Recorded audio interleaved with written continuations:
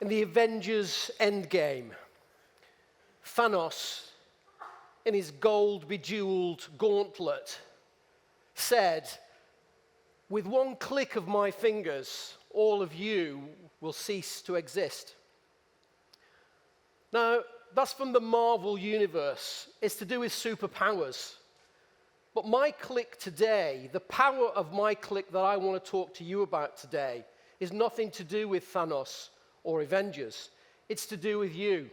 It's to do with the conscious decisions that you make as human beings and as leaders.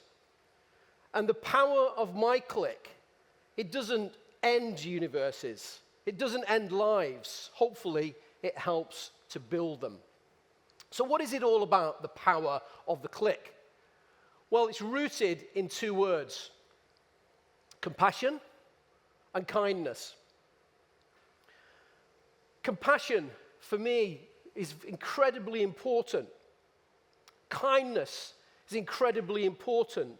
And today, with the power of the click, what I'm hopefully going to instill in you is the ability for you to reflect on how you can use compassion and kindness in everything you do, everyday life and leadership.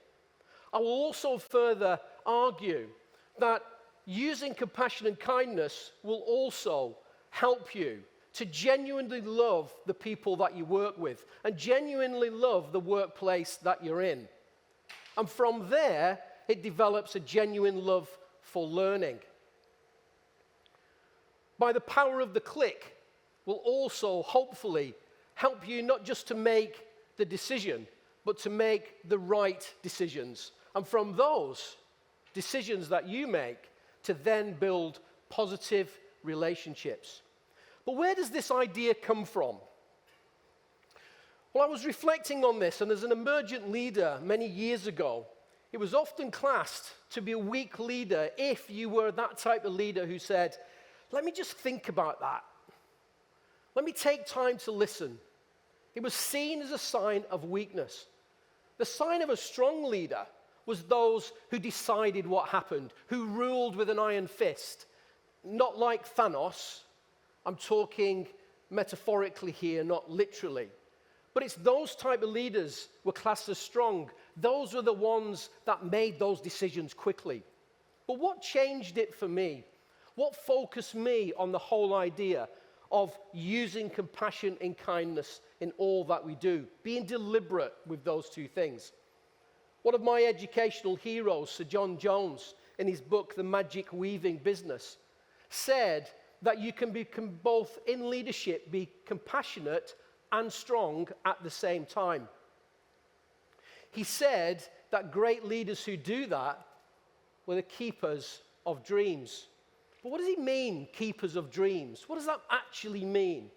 For me, all leaders should not be thinking of themselves. The minute they start to think of themselves, their leadership is then geared towards their ego. It's geared towards processes, not people. So I urge you today, as leaders of both the present and also the future, never make leadership about yourself. Focus on compassion and focus on kindness. That, for me, is not a weakness. That's a responsibility in all of us here. But who inspired you? Who's that one person for you that showed compassion and kindness and developed genuine love for developing you as a person? Who was that person? I want you to think about that. Reflect upon it for the next couple of seconds. Usually, it's a teacher. We've all got one. We've all had one. That one person, that one teacher who you thought, they were the one that inspired me. And usually, they were the ones that saw something in you that you didn't see in yourself. Who was that person for me? Well, here she is. I get quite emotional when I see her. She's called Mary O'Farrell. She was my first head teacher. She employed me as an unqualified teacher, and I don't tell anybody about that. And she employed me as a qualified teacher as well.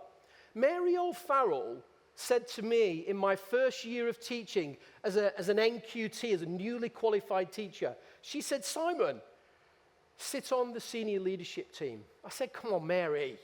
What do I know about leadership? I'm learning my trade here. I'm learning how to be a teacher. She said, Simon, I don't want you to say anything. I don't want you to do anything. I just want you to be there and listen. She saw something in me that I didn't see in myself. And I'm very, very thankful for that. So who's that person for you?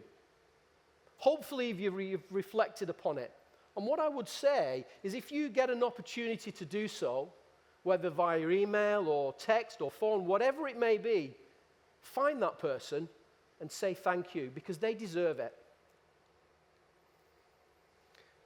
Often in my role as principal of the school, making often difficult decisions that maybe sometimes are unpopular, but right, I often have to bring myself back into the middle. I often have to think to myself, who am I and where do I come from? And I often reflect upon a true story that I want to share with you today. A true story that happened about 30 years ago that's linked to not just making the decision, but making the right decision and how that created connectivity, positive connections. And it's about three things, essentially. One's a wallet, one's a pizza, and one's a lottery ticket.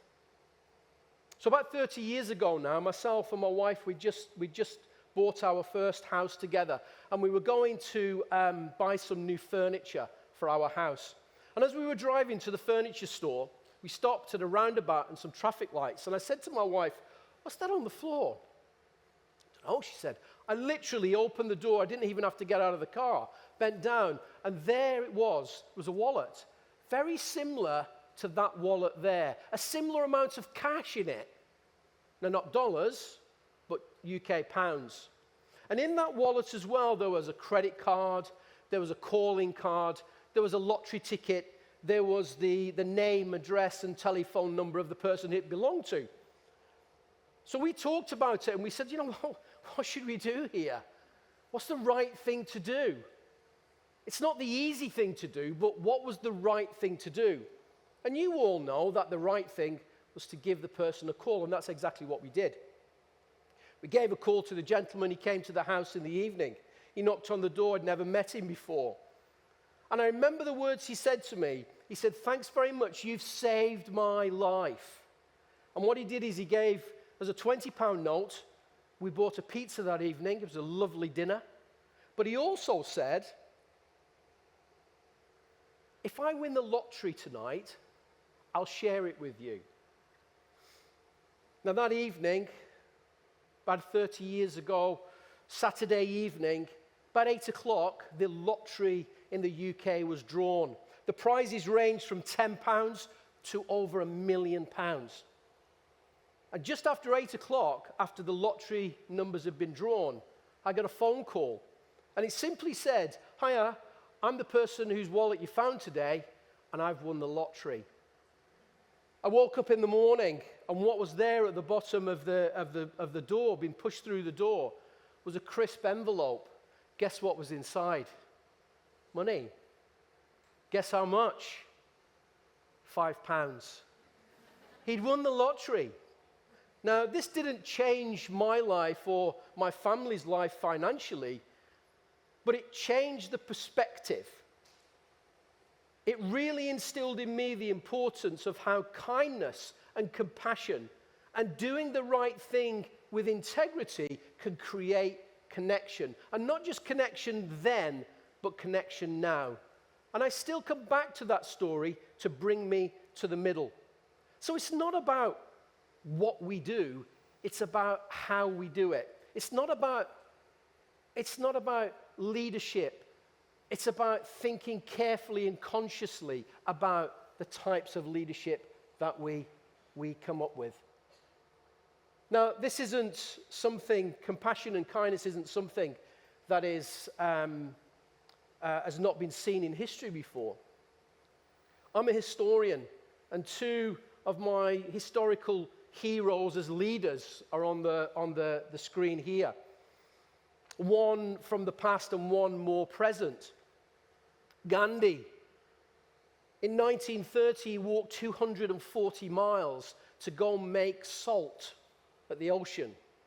Now, yes, he did it to protest against the recent salt taxes that the British government had put on the Indian and the British Empire at that time. But he also did it out of kindness and compassion for the poor who couldn't then afford salt, a simple commodity just to flavor their food properly. Jacinda Ardern here, former Prime Minister of New Zealand, she famously said that you can be both strong and compassionate at the same time in leadership. And she proved that through very, very difficult times, incredibly difficult times in her country, through COVID and also through horrendous terrorist attacks as well. So I really, truly believe, and I urge you all today to think about how important and deliberate compassion and kindness should be in your everyday life, in your everyday leadership, because it makes a difference. So, the power of the click. The C for compassion. The L about learning to love and loving to learn. The I about inducing integrity, which then leads to the C about creating positive connections. And finally, the K for kindness. Because this isn't a talk about Thanos. This isn't a talk about Marvel superheroes. It isn't a talk about a gold bejeweled gauntlet. This is a talk about real lives. It's about real leadership.